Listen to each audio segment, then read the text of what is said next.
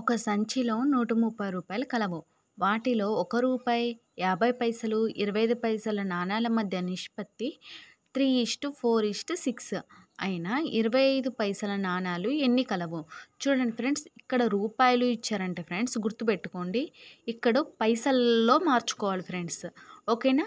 ఇప్పుడు చూడండి ఫ్రెండ్స్, రూపాయి అంటే ఎన్ని పైసలు ఫ్రెండ్స్? 100. సో 100:50 అది ఆల్రెడీ ఇక్కడ పైసల్లోనే ఉంది కాబట్టి ఫ్రెండ్స్ వీటిని మార్చుకోవాల్సిన అవసరం లేదు. 50:25. So 25 1s are 25 2s are 25 4s are. ఓకేనా friends?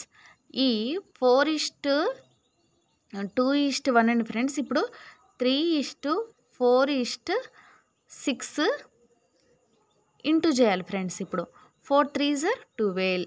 Next 4 2s are 8. 6 1s are 6. ఓకేనా ఫ్రెండ్స్? ఇప్పుడు చూడండి friends, so 2 3s are 2 4s are 2 6s are. ఓకేనా ఫ్రెండ్స్? వీటి టోటల్ ఎంత ఫ్రెండ్స్? 6 + 4 10, 10 + 3 13. సో ఈ 13 టోటల్ అంట 130 రూపీస్ అంట. ఓకేనా ఫ్రెండ్స్? 130 రూపీస్. అయినా 25 పైసల నాణాలు ఎన్ని అంటున్నాడు ఫ్రెండ్స్? 25 పైసల నాణాలు నిష్పత్తి ఏంటి ఫ్రెండ్స్? 3 కదా. సో ఈ 3 ఎంత అంటున్నాడు? 13 1s are 13 10s are 10 3s are 30. ఈ నాణాలు ఎన్ని అంటున్నాడు ఫ్రెండ్స్?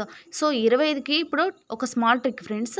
25కి ఎంత చేస్తే, ఎంత మల్టిప్లికేషన్ చేస్తే 100 వస్తుంది ఫ్రెండ్స్? 25 4s are కదా.